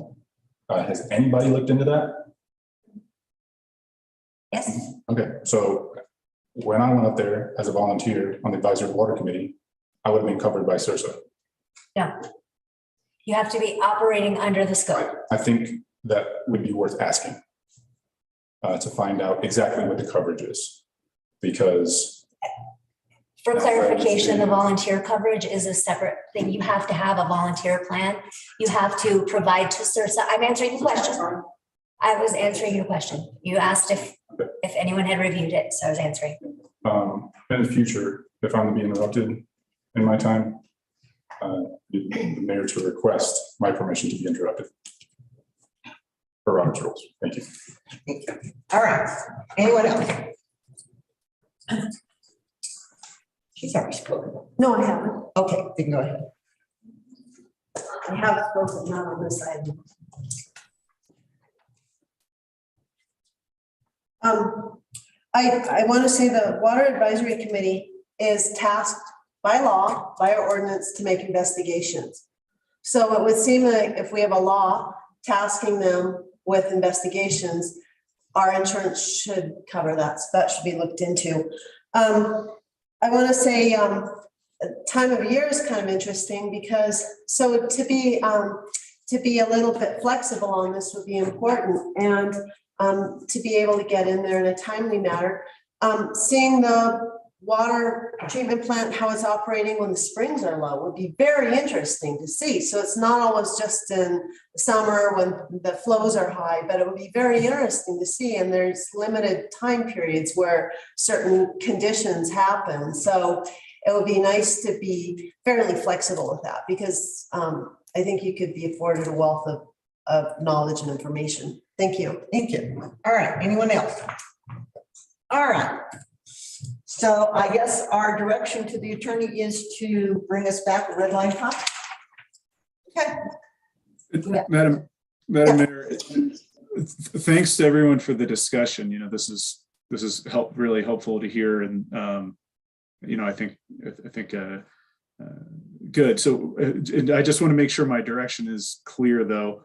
One is to this back with some changes to be less prescriptive as to the specific timing, but number one. And then number two is it to allow for basically to remove this coordination procedure through the town administrator. I'm sorry, for all of trustees to participate. So instead it could be a trustee could make a request. The town administrator would say, let me see when I can get you in there, because there are some things that, you know, to get into the water plant, you would want your operator or some other facility that you might need to ensure that the appropriate persons are available and there to gain that access. But to remove the procedure of then the administrator sending out a request to see if other trustees wished to participate in that visit. And is that right, to remove that procedure to see if yes. Right. Okay, sounds good. I think I got it. That's helpful. Okay. I'll have some red lines for our all right, thank you very much, Mr. Pelican. All right, so next up is the discussion of trustees' top 3 criteria for setting priorities. And there was a little form included in our packets that specifically addressed criteria and not individual projects. And I say I did get a piece. I did get something from Mr. Johnson. However, his were basically just projects that he wanted. So would anyone like to volunteer what their priorities are or their criteria? Go, Mr. Thompson. I'll begin. Thank you. I think the number one priority is public safety. And my number 2 priority, I'm looking at infrastructure, but I'm really thinking about water and critical infrastructure. And when I say that, I'm defining that as delivery of services that are paid by taxpayer money by the town. So I'm still beating the drum on water, but adding like if the taxpayers are paying for like sewer or other services, that be included in the infrastructure column. And then thirdly, thinking about, I don't know how to say this, but town resources, and I'm thinking about finances. We have a lot of vacancies, and I don't think that we should be moving forward on projects that aren't in the top 2 tiers if we have vacancies in the town that need to be filled. So I think that would be the third priority, is just making sure that we're fully staffed and that our budget is in line to address the other priorities. Okay, thank you. So we have from you safety, infrastructure, and then budget and staff, correct? Yes. Okay, anyone else? Yeah. Go next. I took a little different tack to this. My first one is that ordinance, resolutions, and fees need to be implemented correctly and applied consistently. Budgeting, So we're kind of focused on water. oh, Yeah, so this is. well, Yeah. it still goes with that. Okay, It goes with that. all You right, know, all this goes to water. all right, so, Because, okay, so yours is, I'm trying to write this. you are ordinance, resolutions, and fees need to be implemented correctly and applied consistently. Okay. Okay, Budgeting needs to be more interactive with access provided to all spreadsheets in electronic format. Third is be more mindful of the budget with regard to the water treatment and delivery system repairs by better planning and less sole source contracting. okay. All right. Let me see if I have them down correctly. So we have, if you ladies would like to talk, please take it outside the room, please. Thank you. So ordinance, resolution, and fees should be implemented as written and Applied consistently. applied consistently. Yeah, budgeting should be more interactive with access to spreadsheets, all data in spreadsheets, and less sole source providers. And that is with the water treatment. Right. And delivery. Right. Thank you. Okay. All right, Mr. Knudsen, Ms. Ventura. I'm short timer. I did not do this. Okay, all right, Mr. Knudsen. I was trying to honor our short timer. Thank you, Madam Mayor. My first one was safety, and that encompasses employee, contractor, and volunteer safe practices. Okay. There's also a side to that about employee relations, and that safety is top of mind. I was thinking more broadly also about public safety and preventative policing and community policing. That's not water. No, that's not water. Second thing was a broad thing about infrastructure. I think there needs to be a strong focus on what we already have for reports. The SSG and the JDS hydro reports really give us, and this rural water report that we're going to get. So really stay focused on the reports that we already have, because they have outlined priorities for us. Along with that comes careful expenditure of public funds. So that's also under infrastructure. I think it's a duplication of what Paige talked about, the single stores and those types of things. The last one, I don't know how to put this because it's really general. It's just general livability of Paonia, that having transparency, having, being able to react to climate kind of issues that we, as we go through this stuff with the water, there's a lot of stuff that impacts on the climate. And also transparency. So that was it. Okay. And mine. Okay, so mine, public safety. And again, focused on water is quality and quantity, and fire protection, making sure that we have sufficient water and that water is of good quality. Then my second is infrastructure, and making sure that our infrastructure is upgraded and maintained throughout. And my third one is staffing. Safety of staffing, adequacy of staffing, and making sure that the staff is paid well enough that they're going to stick around. Okay. So it seems like safety seems to be, 3 votes for safety is number 1. And then 3 votes for infrastructure is number 2. And then we have 2 on money with the budgeting.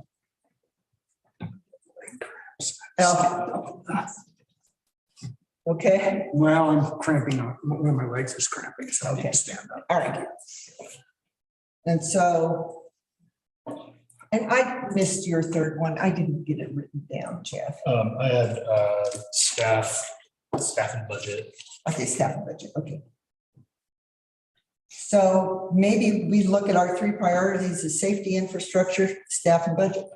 Does that sound equitable to people? Okay, so then we judge our projects from here on out, the water projects, based on these 3 criteria. Okay? Say it again, safety? Safety, infrastructure, staffing and budget. Okay? All right. Yes, Ms. Watson?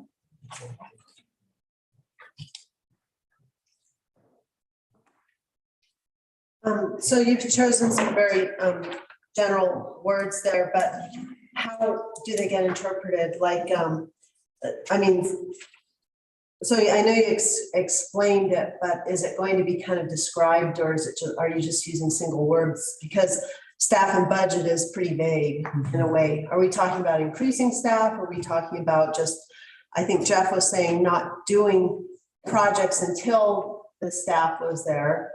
But then the budget. So I mean, is it budget as it relates to infrastructure, or is it budget as it relates to staff? I mean, it's just kind of open-ended there, is what I'm hearing.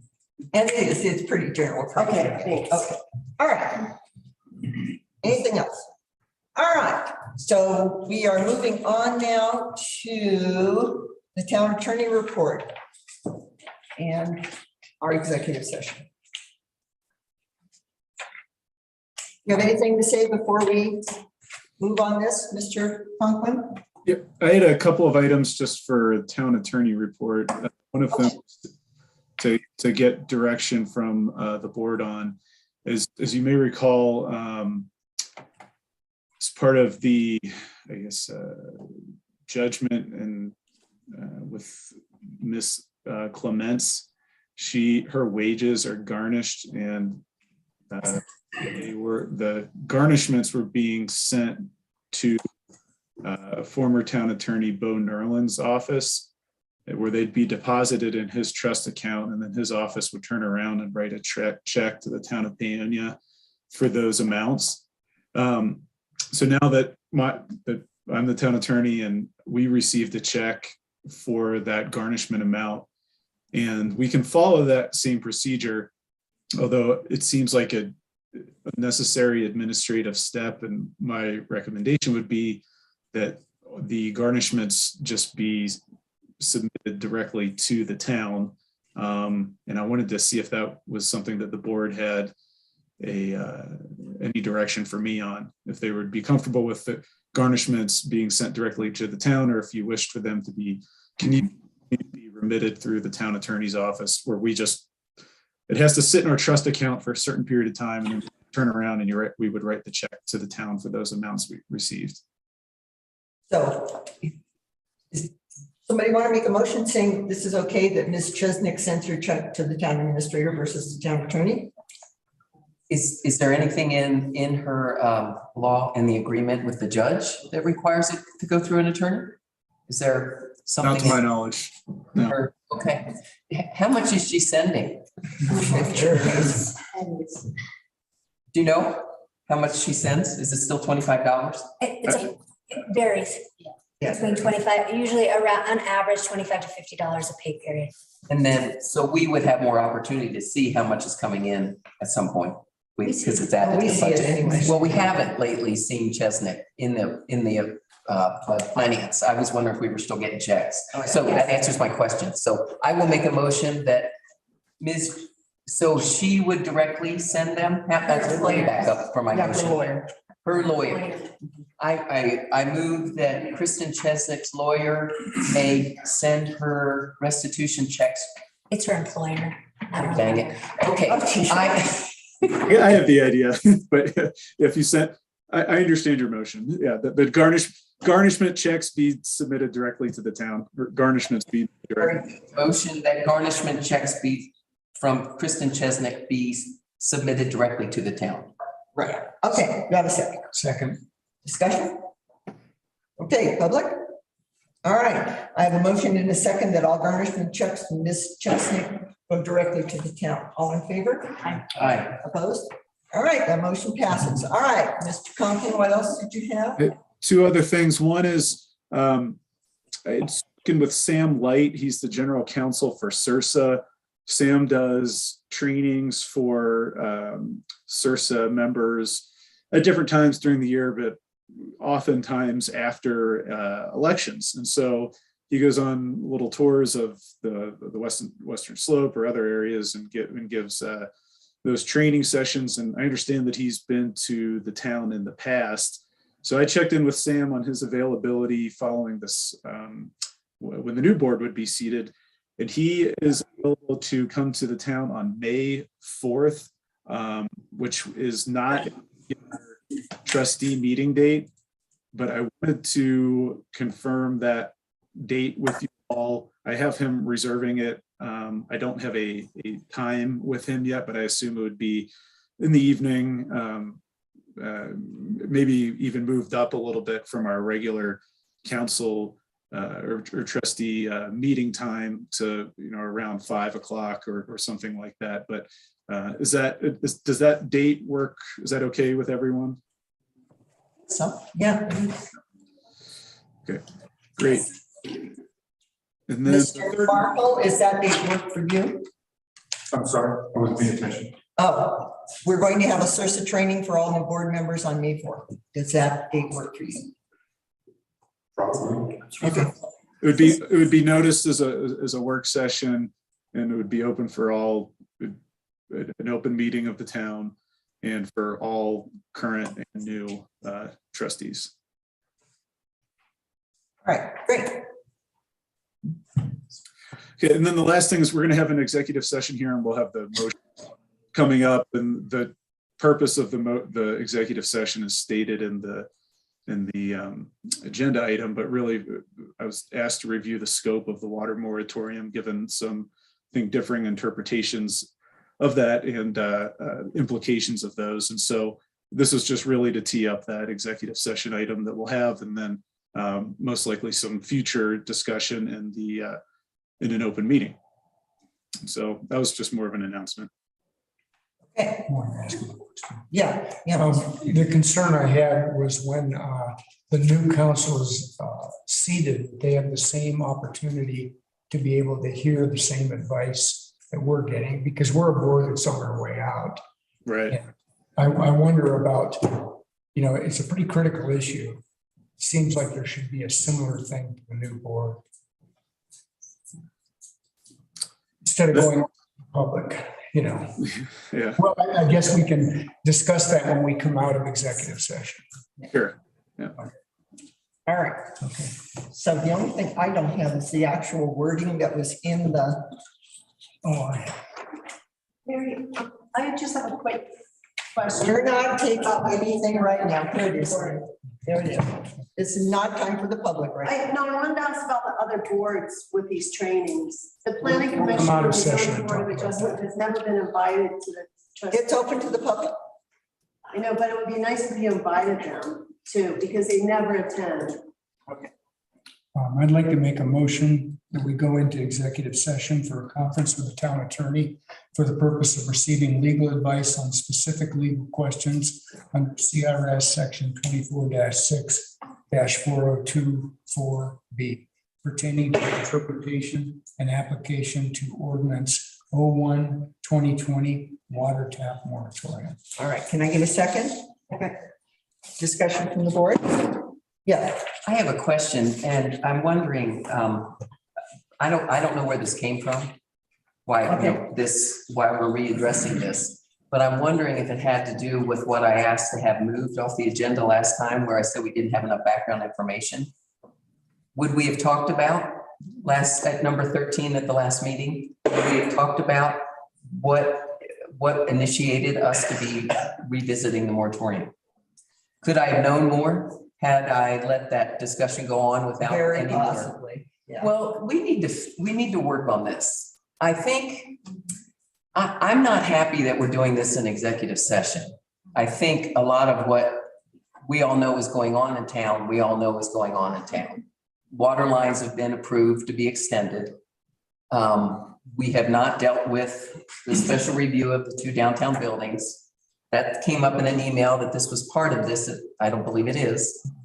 But I am very uncomfortable with where we are with this right at the moment. And the reason I'm uncomfortable is because the agenda item in the last meeting was so open-ended and there was nothing in there.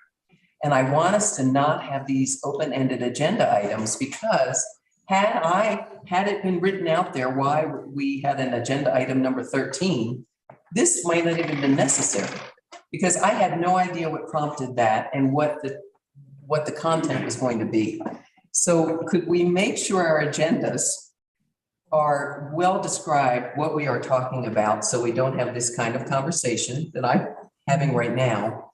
And I just want to kind of protest that we're going into executive session for this. I'm not going to not go into executive session, but I have to tell you, I feel like the tail is wagging the dog a little bit here, and I'm concerned about it in terms of the trustees versus staff. So. that's my Okay, thoughts. anything else from the board? Okay, anything from the public? Yes, Mr. Brew.